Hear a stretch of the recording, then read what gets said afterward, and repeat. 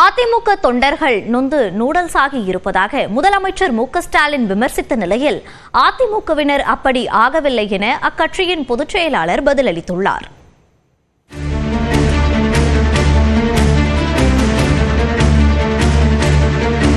நொந்து போய் நூடல்ஸாக மாறி இருக்கக்கூடிய அதிமுக தொண்டர்கள் தான் இன்றைக்கு தியாகிகளாக இருக்கிறார்கள்.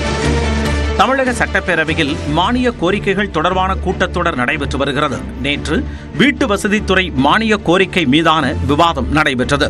அப்போது அதிமுக உறுப்பினர்கள் டாஸ்மாகில் ஊழல் நடைபெறுவதாக குறிப்பிட்டு சட்டையில் அந்த தியாகி யார் என்ற வாசகங்களுடன் பேட்ஜ் அணிந்து சட்டப்பேரவை நிகழ்வில் பங்கேற்றனர்.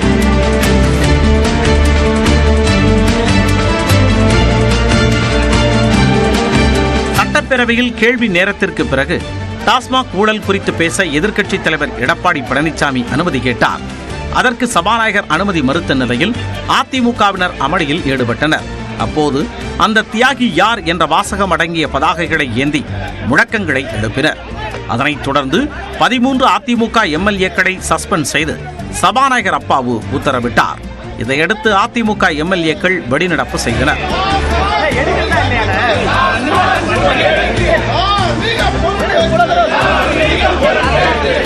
அப்போது பேசிய முதலமைச்சர் மு.க.ஸ்டாலின் அந்த தியாகி யார் என்பது குறித்து விளக்கம் அளித்தார். நொந்து போய் நூடல்ஸாக மாறி இருக்கக்கூடிய அதிமுக தொண்டர்கள் தான் இன்றைக்கு தியாகிகளாக இருக்கிறார்கள்.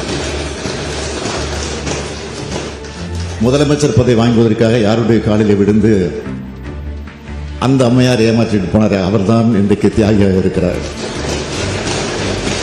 ஆக தியாகிகள் என்று எழுதி வந்ததற்காக இந்த விளக்கத்தை நான் தந்திருக்கிறேன் தவிர வேற அல்ல என்பதையும் அவைக்கு தெரிவித்துக் கொள்கிறேன். வெளிநடப்பிற்கு பிறகு செய்தியாளர்கள் சந்திப்பில் பேசிய எடப்பாடி பழனிசாமி நூடுல்ஸ் விமர்சனத்திற்கு பதிலளித்தார்.